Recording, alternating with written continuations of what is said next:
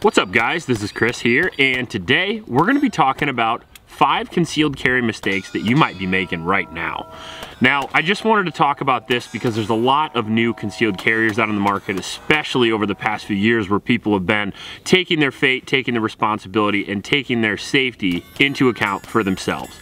And I love to see that, except along the journey of concealed carry, you're gonna make some mistakes and you're gonna have to learn what works best for you. And over the course of the past 15 years or so, where I've been carrying a firearm, I've learned a lot of things. I've learned it, some from my mistakes, some from others, some from people's videos, some from my own research. So I wanted to deliver just a couple of simple, basic things that maybe brand new concealed carriers haven't really thought of. Before we do that, I do want to mention my Patreon supporters. Thank you guys very much. Most of these videos are brought to you by those guys, and that's the best way to support the channel. If you want to support the channel, just go to the link in the description and sign up. If you want to send us a super thanks as well, we appreciate that. That's YouTube's version. I also want to mention a local shelter in Ames, Iowa. It's the YSS. Those kids could really use your help. The donate page is in the link in the description, so please get on there, click that link, and donate to those kids. Now, I just wanted to go over a couple, and the first one is going to be carrying with the correct holster. Now, that may be the correct type of holster, company, but the reality is you're probably gonna have to try one or more before you find one that fits you correctly. Sometimes different types of carry work better with different body types. For me personally, I'm kind of a long, slender guy. I'm 6'4", I weigh about 215 pounds. And because of that, I can carry a relatively larger gun than most people as long as I carry it in the appropriate way, which for me personally is appendix.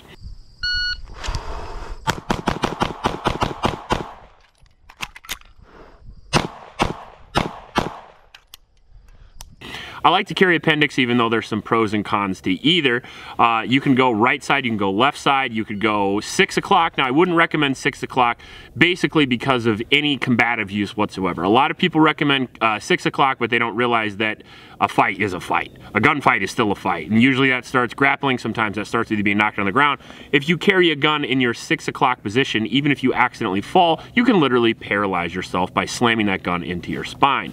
That's one thing to keep in mind. Rotate from 6 o'clock down to 5, 4, or 3 o'clock, and those are pretty good positions as well. Some of the advantages to those are going to be if you have an accidental discharge, they are less likely to injure you. You can see those things on YouTube, shooting right through your butt cheek and that kind of stuff. That being said, they are more difficult to get to in a fight. Your arm can easily be pinned behind you, and things up and tight close to your body are actually easier to get to while not being able to pay such close attention as well. If you do a submission grappling session with weapons, you'll find out it's just way easier to get to that firearm and get it out under stress, in the guard, under any type of duress. It's also quicker to get to from appendix carry as well. Downside is that you might be potentially pointing a loaded weapon at things you don't want to be pointing at, so technique is absolutely paramount.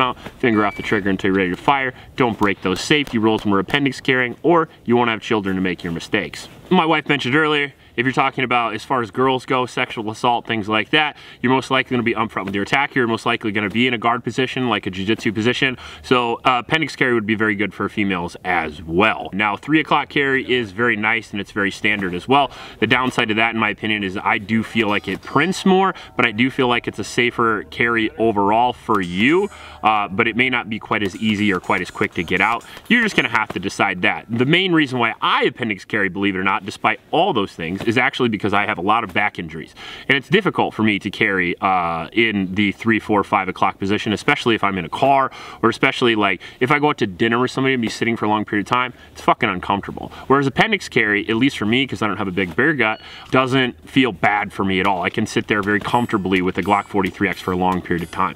So I choose to be comfortable, and I choose it for many different reasons, but you're gonna have to decide. Now, along with that, you're gonna have holster selection. There's many T-Rex arms, tier 1 concealment, Vetter holsters, Phalanx concealment, which is the one I generally go to, but there are so many Kydex companies. I would also recommend a Kydex holster generally. Now, I like leather sometimes for showing off, but for inside the waistband carry, I do believe leather holsters are inferior because they do wear out quick and they can cause negligent discharge. Once that leather gets a little weak inside, I've seen plenty of videos where people have been able to get that inside the trigger guard, and that can cause a really, really big problem for you. So I recommend Kydex. They're cheaper, they're available, they don't look as cool, but they do work very well, and they are a very rigid platform to draw from as well, and they're very quick to come out because there's no friction on them, so I like that a lot. You also have a tensioner on a Kydex holster, so you can make more tension or less tension, and I like that as well. So really, you're gonna have to pick your holster, pick what you think is gonna work best for you, and I would pick a very vetted holster in that category. So holster is very important. It's arguably as important as the gun,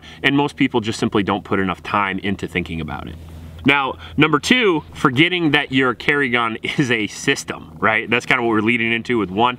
Knowing that the combination between your ammunition, your firearm, your holster, your training, and whatever else goes involved in that, it's all a singular system where all of those things have to work. Just because you have a really cool gun, you might have a really shitty holster and then ammunition that you haven't vetted in that firearm, the gun's not gonna work, right? So you have to make sure that you train at least once in a while with the ammunition type that you use in your carry gun. Lots of people buy super bougie ammo and they never shoot it. And they find out that those hollow points don't work in that gun, or your gun doesn't even like hollow points, or maybe it doesn't like the particular ballistic tip on the critical defense, or maybe that 115 grain your gun doesn't like and you should try a 124 grain, for example. Or maybe you got 124 grain plus P and you realize you can't shoot it worth a fuck because you're not used to the recoil and you're used to shooting target loads.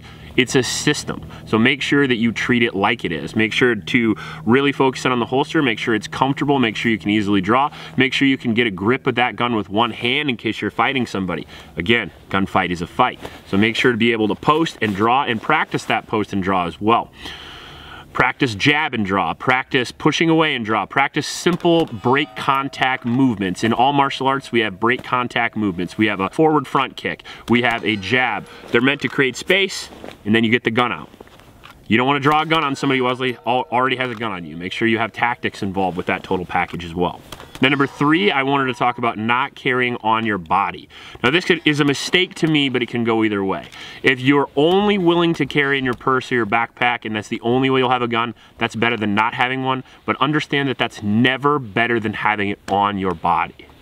In case you engage in a grappling situation, in case somebody starts punching you, in case you realize that you're in a fight when you're on the ground getting the shit kicked out of you, it's good to have a gun on you. It's also better to defend against them taking the gun. A lot of videos online you can check out as well. People just simply snatching guns out of purses, snatching guns out of somebody's back pocket. You're gonna wanna have it in an area. That's another reason why I like appendix carry, where people can't get it from you and you're the only one who can get it. It's easy to defend somebody taking a gun from you on your stomach as well. On a purse, guns can be easily stolen even by accident. Somebody just lifts your purse and they happen to get your gun as well.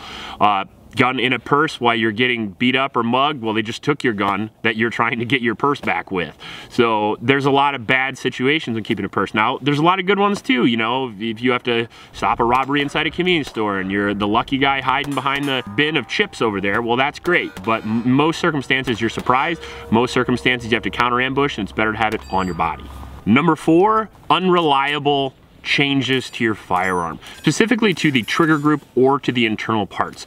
Anything that changes the slide weight, anything that changes the recoil spring, or anything that changes any of the springs in the trigger can cause malfunctions, and often does. You have to understand that aftermarket modifications to your Glock or to your Smith & Wesson or anything are widely available, and a lot of times they do improve the shooting experience, but I've never seen an aftermarket modification that improves the reliability of your firearm. Generally, a better trigger or a better recoil impulse comes at the expense of reliability. So keep that in mind. If you want a lighter trigger spring, it's gonna hit the primer lighter. So if you have a harder primer, it's not gonna go off. It's gonna give you a better trigger pull, but you're gonna have less reliability per certain types of ammunition. If you change the slide reciprocating mass or you change the recoil spring, you can end up with a lighter recoil impulse, but you can also end up with guns short stroking on ammunition. So keep that in mind. A lot of those things look really cool, but most of them can cause problems, which is why personally for me, I generally carry a stock firearm. Now, there are exceptions to that rule. Obviously, sights, obviously red dots can enhance the shooting performance without decreasing reliability. You can put grip tape on a gun, you can stipple a gun. There's many things you can do. Now, another thing that's interesting that can change reliability is a weapon light, believe it or not. A lot of times when you hang some weight off the front of a gun, you can actually cause some malfunction. So what I would suggest is if you are bound and determined to do modifications and you feel like you can get better performance, just simply vet that performance. If you're gonna change that trigger spring, if you're gonna add a weapon light, I would recommend putting boxes of ammunition through that gun that you're gonna carry with just to make sure. When in doubt, if you're talking about a life and death situation that potentially could be the end of your life, it might be worth it to you to vet the equipment that you're currently carrying. And finally, number 5 is going to be a combination of carrying a firearm that's too big to carry or carrying a firearm that is too small to shoot accurately. Now, that can be a problem with buying a gun from other people's opinions or buying a firearm that you've only seen and not actually touched, or it could just simply be a mistake that you learn over time. I bought firearms that felt comfortable for a little bit to carry, and then I found out that over the progression of the day, I got more and more tired of having that thing. I will often, every once in a while, because I'm just an old school guy, I like to carry a 1911, and I often carried a 1911 back in the day. As a matter of fact, I've carried a Dan Wesson Guardian and an Ed Brown in my life for an actual carry gun for some time, a commander length. And I gotta tell you, over the course of carrying that for a long period of time, I do get tired of it. I very often go back to my Shield or my Glock 43X or my P365, simply because those give me the capacity, the caliber, the shooting performance that I want, but they don't sacrifice comfortability for me long term. I don't wanna know the gun's there unless I want the damn thing. If I'm sitting at dinner with my wife, I don't wanna be readjusting the barrel of my gun because it's shoving into my nuts all day. So keep that in mind. So the gun can be too big, but it also can be too small. You get a very comfortable gun like a Ruger LCR Max or LCP Max or whatever it is, or you get some sort of very small micron like a SIG P238 or something like that, or a Glock 42. You could lose the caliber capability to penetrate through something like a thick jacket or a big fat guy, for example. You could also lose the ability to get that 12 to 16 inches of penetration that you might require for a side shot. You have to understand, like, you might have to go through the sternum, you might have to go through a set of ribs, through the heart, and out the other side. So I like to have enough caliber to do the job. I like to have enough capacity, because when in doubt, there's never enough capacity in a gunfight, you know? Like, like 7 rounds sounds great until you're out. And I also like to carry a spare magazine just in case I have malfunctions. Most people talk about running out of ammunition, but the likelihood of you needing that magazine is probably due to a malfunction. It's quicker to change the magazine and get back in the fight than it is to try to fix the malfunction and put the same magazine that might have caused the malfunction back in.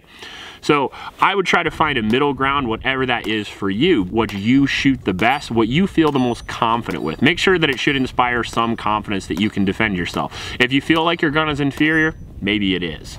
And now, getting too small of a gun, not only could you have caliber concerns, could you have capacity concerns, but you could have accuracy concerns, not just in the firearm, but in your ability to train with it.